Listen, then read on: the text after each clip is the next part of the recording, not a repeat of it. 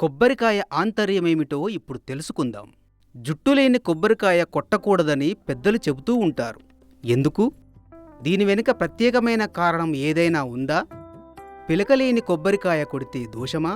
శ్రవణం కీర్తనం విష్ణోః స్మరణం పాదసేవనం అర్చనం వందనం దాస్యం సఖ్యమాత్మ నివేదనం అనేవి 9 విధాలైన భక్తి మార్గాలు. దీనిలో చివరిది ఆత్మనివేదనం. అంటే భగవంతునికి భక్తుడు తనను తాను సమర్పించుకోవడం, ఆత్మస్వరూపంగా భావించి దైవానికి నైవేద్యంగా సమర్పించాలి. కొబ్బరికాయ మానవ శరీరానికి ప్రతీక.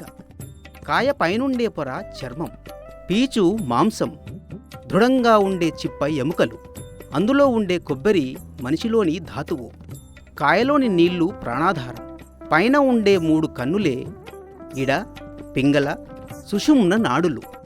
జుట్టు అఖండమైన జ్ఞానానికి, అహంకారానికి ప్రతీక. అందుకే మన శరీరాన్ని ఆత్మతో నివేదించుకుంటున్న భక్తి భావంతో కొబ్బరికాయను కొట్టి భగవంతునికి సమర్పించుకోవాలి. ఇందులోని పరమార్థం ఇదే. అందుకే పిలకలేని కొబ్బరికాయను దేవునికి కొట్టడం దోషమే అవుతుంది. త్రిపురాసుర సంహారానికి వెళ్లే ముందు పరమశివుడు గణపతిని పూజించి అతని కోరిక మేరకు తన తేజస్సుకు ప్రతిరూపంగా 3 కళ్ళు, జుట్టుతో తన శిరస్సులా ఉన్న కొబ్బరికాయను సృష్టించి వినాయకునికి సమర్పించాడని పురాణ గాథ.